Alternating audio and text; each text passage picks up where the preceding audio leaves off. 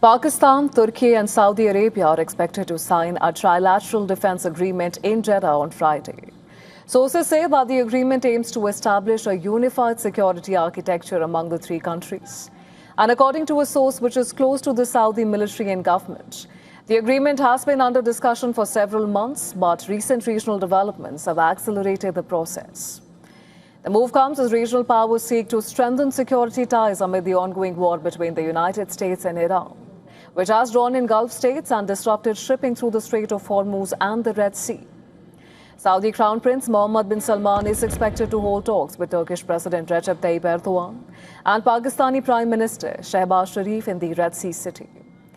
While Sharif and Pakistan's army chief Asim Munir arrived in the kingdom on Thursday for a visit that will last until Saturday, while Erdogan is expected to arrive on Friday. The emerging coalition is being closely watched across the region, particularly in New Delhi. While India's tense ties with Pakistan are rooted in history, its relations with Türkiye have deteriorated following Ankara's stance on Operation Sindoor. For New Delhi, the proposed defense pact could embolden Pakistan in pursuing its agenda on Kashmir and influence the broader security situation in the region.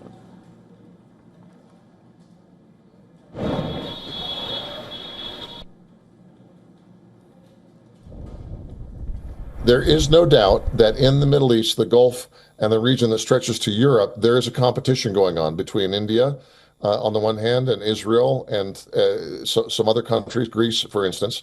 And then also sort of on an alternative axis, Pakistan, Türkiye, Saudi Arabia, increasingly, maybe Iraq and some others. Who will be the route to Europe? And who will be the dominant player or axis in those areas? New Delhi's perspective, you're in a competition now, not just a military competition with Pakistan, but a regional geopolitical competition with a range of states. According to reports, the new trilateral framework builds on the existing Pakistan-Saudi Arabia mutual defense arrangements. Now, remember last year, Pakistan signed a strategic mutual defense agreement with Saudi Arabia. And under that agreement, an attack on one party is considered an attack on both the countries. The proposed trilateral agreement has also renewed discussions about an Islamic NATO, a unified military bloc of Muslim-majority nations aimed at defending their collective interests.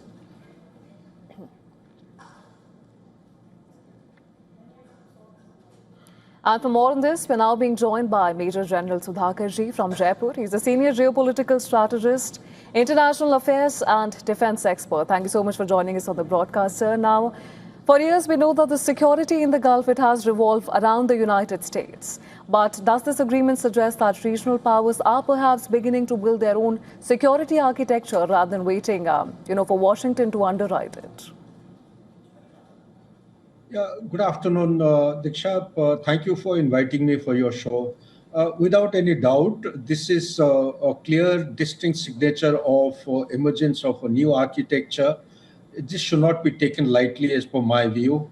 And having joined the dots for several years and having been in Middle East, my take on the whole issue is that it is to be seen from the perspective of, while each of these countries, they enjoyed a kind of a bilateral relations earlier, now they have built upon the same bilateral relationship. Now they have gone in for a trilateral military and defense and industrial pact between Pakistan, Saudi Arabia and Türkiye.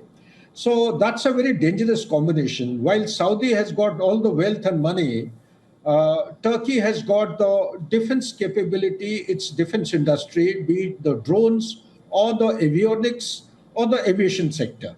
And Pakistan, being a nuclear power, has also got a large component of its armed forces. These three actually make a very deadly combination. So that should actually, raise the eyebrows and also the ears all over the world. But also another thing which is actually coming up is, this is to be seen, that the South Asian dynamics is getting extended to West Asia.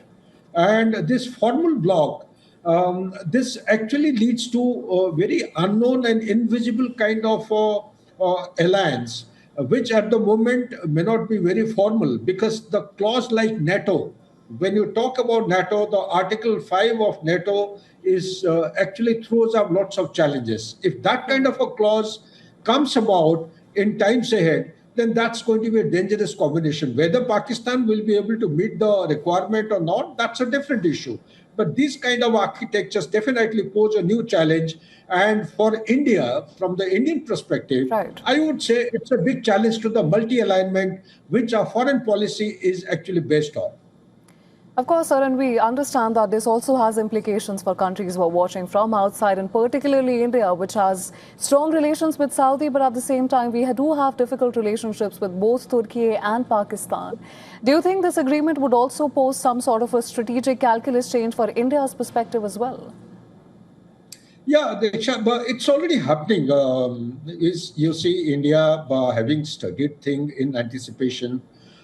We have started developing our relationship with countries like Greece, Cyprus, Romania, Moldova.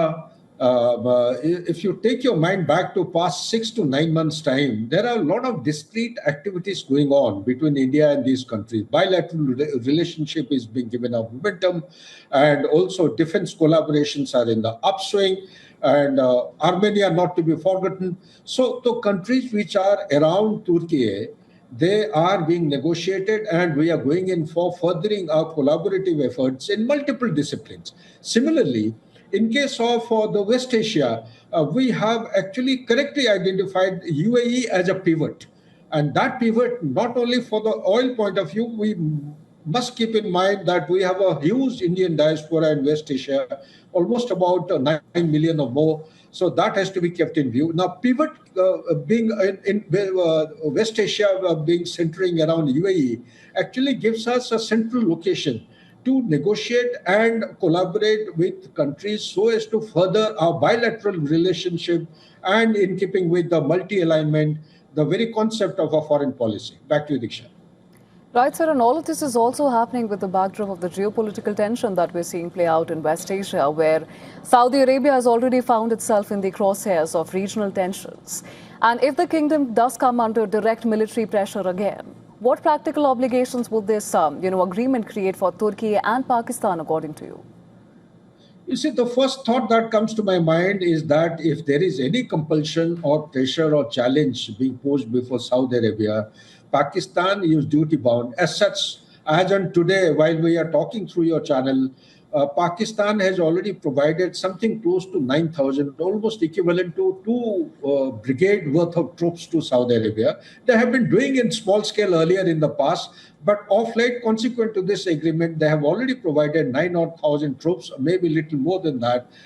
That is as far as the infantry component is concerned. Besides that, there is a lot of hearsay. It is yet to come out in the open source.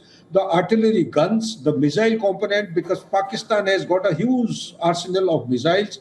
And we should not talk so loosely, but we should be very, very careful that even the nuclear weapons in a future deal may not be a very far-fetched kind of a thought that should be skipped or ignored. So that's a very dangerous kind of combination. As far as Turkey is concerned, Turkey's economy is in doldrums, but they are ready to actually go in for a kind of a strategic partnership and a long-term kind of alliance with Saudi Arabia. They are there to provide very high-grade and high-end kind of drones and UAVs. Also, the Khan is the new aircraft which they have made. It's almost close to fifth generation, purely on the indigenous effort. And Saudi Arabia has been looking for something like that, F-16 being of America and USA being what it is, because the trust factor is going down by the day.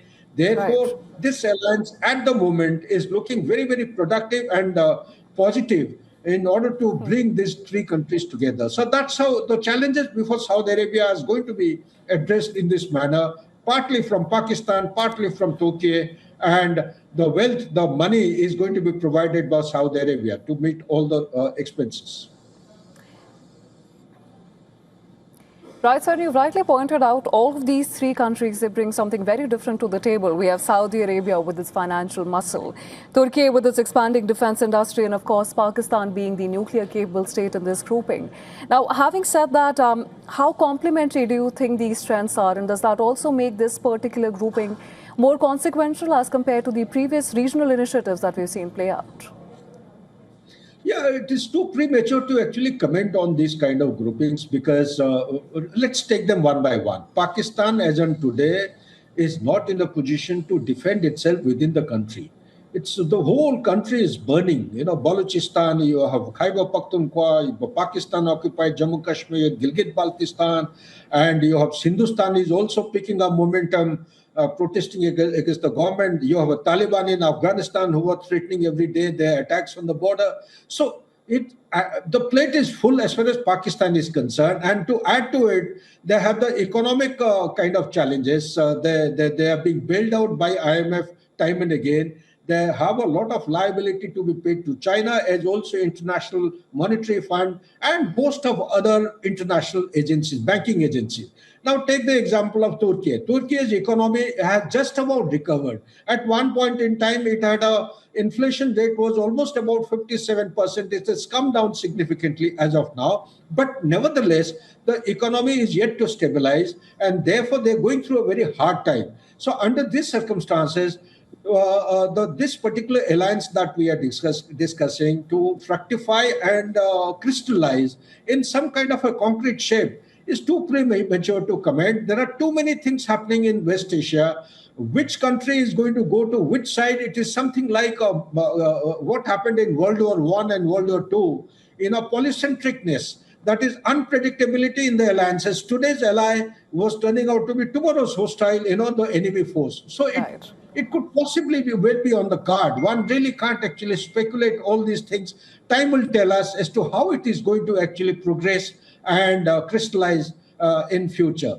But one underlying principle that I would like to highlight in this is that after the 40 days of conflict between USA and Iran, there are four things which have actually got thrown up or got propped up. One, America has demonstrated its limits of power. Number two, the monopoly on technology, information, and I would say weapon platforms has shown prominent signatures of decline. And third, most important, is that the hegemony, Western alliance hegemony, is started showing a decline from all sides. And last but not the least, is that there is a country which may not be comparable with America or the Western alliances. However, it has got the capability to produce and provide state-of-the-art equipment, AI-enabled platforms, surveillance architecture to provide intelligence, military intelligence for pinpointed, accurate engagement of the targets.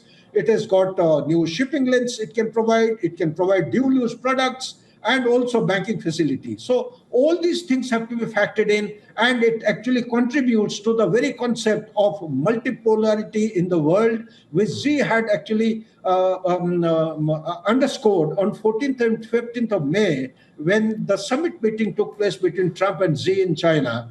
And he also clearly indicated that constructive strategic stability with cooperation is the need of the hour. And this is what is going to take the world order to a progressive, forward-looking kind of a posture, not a kind of geopolitical churn, because of America's posture as in today is driven by dominance and confrontation. Those are very fair points, but of course we'll have to wait and see how consequential this alliance proves to be. But for now, thank you so much, sir, for joining us on the broadcast and sharing your comprehensive analysis with us and our viewers. Thank you.